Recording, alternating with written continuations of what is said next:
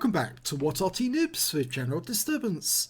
This is an E25. It's a Tier 7 German premium tank destroyer, otherwise known as the Cockroach. This one's located on the north spawn of Siegfried Line, and it's under the command of TheUnluckyLeprechaun. Well, from the badges on the front of his vehicle, he's obviously had a few high calibers and ace tankers and an assortment of other rewards. Normally I put those badges on the back of the vehicles. Actually, it sort of like gives your teammates confidence that you're a good player, rather than having them on the front of the vehicle, which actually then tells your enemy that you are a premium tank. You've got to be taken out because you're obviously a good player if you've got those marks on your vehicle. Your assistance has been requested. He's looking down the east side of the map with his 75mm gun, capable of 135 alpha, penetrating 150mm with the standard ammo, and with the premium rounds, the APCR, he'll go through 194mm. Now, the best thing about this vehicle is the reload time, I think. Well, it's not the best thing. It's one of the good things. Its reload time is normally 2.88 seconds, but Unlucky Leprechaun's got it down to 2.28. I think the best thing overall is its camo qualities. It has really good camo qualities, which makes it very difficult to detect when it's moving about the battlefield, scurrying about the map, just causing pandemonium wherever it goes. And with a 2.2 seconds reload, he can easily get a lot of damage into the enemy in just 10 seconds, take them out of the game. Now, the E25 is not on sale all that often. When it is on sale, it normally goes for a very, very high price. I seem to recall that when they have been on sale, they've been on sale for around about £75 or £70. Certainly a high price indeed. And that Super Hellcat just got hit and decided to pull back. Looks like the enemy is, as usual, forming on the south side of the city, but not venturing inside. The other Hellcat's gone round the corner with less caution. And I think the Unlucky Leprechaun is also going to venture south, find out where the enemy is.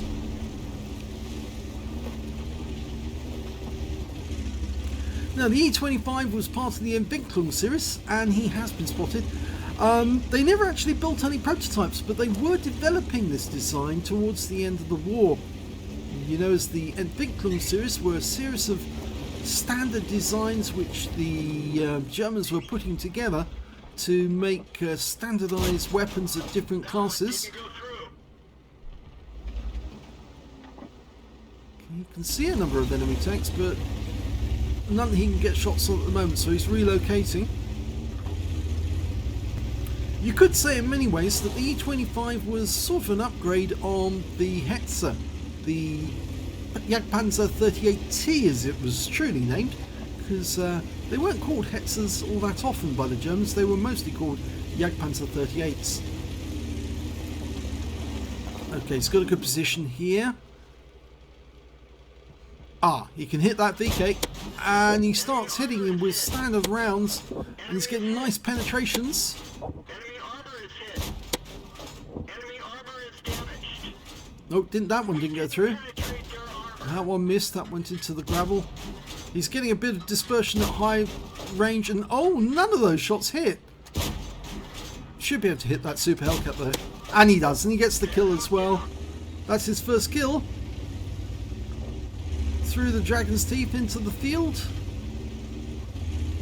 A number of enemy tanks are headed north at the moment. He's found a few as well, including an AMX-13AM, the Tier 5 French SPG, who obviously has sixth sense, so he started moving the moment it went off.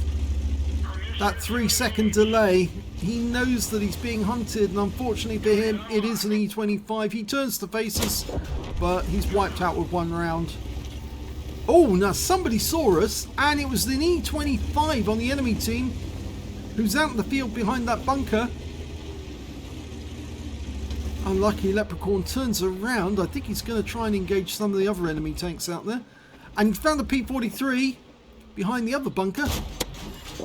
Easy penetration. That Italian medium just doesn't have the armor to protect against this 75mm gun. Looks like he was tracked by that shot. One more to kill, and he gets it. So 3 kills now. I'm not so sure he's going to go after the E25 for the moment, but it looks like the rest of the forces are headed north to try and stop that SP1C and the Jagdpanzer IV. They look like they're getting mightily close to the cap area. Oh my god! Oh, he almost flipped over there. He went through the Dragon's Teeth far too quickly. And that's the danger with a vehicle like this. It's very light and very fast. You can flip yourself easily. It is very wide on the tracks, but he could so easily have ended up the battle on his side, or even on his back for that matter. And they could have been very embarrassing indeed.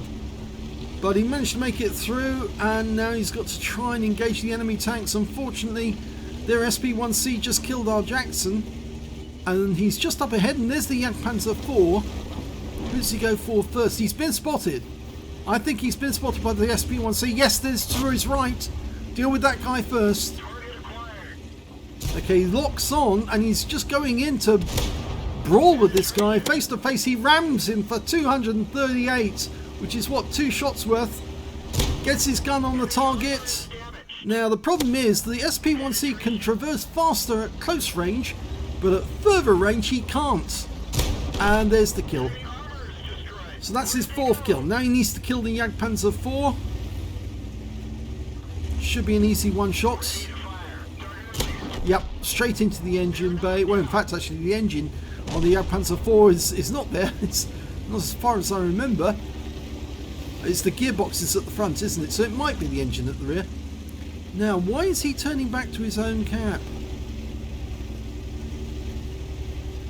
Ah, now I think I understand what he's going to do. Now, obviously that would have thrown off the enemy would have seen him after killing the Jagdpanzer moving straight through the field, but he's doubled back and now he's going to go through the town to get to the enemy cap area. And the last remaining teammate he's got is an M6. I think he's going to join him and both get to the cap as quickly. I don't know why he fired that round. He's wasted a single round, but I think he's saying I want to get there first. He's got 5 kills, so he only needs 1 more kill to get a top gun. He's also just shy of the amount needed for a high caliber as well. Needs 177 hit points to get the high caliber. I've got a mod at the top of the screen you can see which has got a little symbol of the high caliber, and right next door it's the number of hit points you need to get remaining to get the high caliber, or to get to 20% rather of the enemy hit pool. It's always useful to have that mod. It is part of Aslains mods, so you can load it onto your own machine, and it always tells you if you've got the high caliber or not, but it doesn't tell you if you will be awarded it, because somebody else might manage to get a high caliber as well. They might be able to get 20% and they might beat your total, so you have to keep doing damage if you want to get your high caliber. Okay, well, he's all alone in the cap, but now he's been joined by the M6, and the E25, who was last out in the field, is probably going to come from this direction. And I have the feeling the Unlucky Leprechaun is doing his best to hide in these bushes, anticipating that the enemy is going to come from this direction. He must come from this direction. I'm sure he will. He must be on his way in now, because there's only a few seconds left. If he doesn't get in quick enough, he won't be able to get a reset.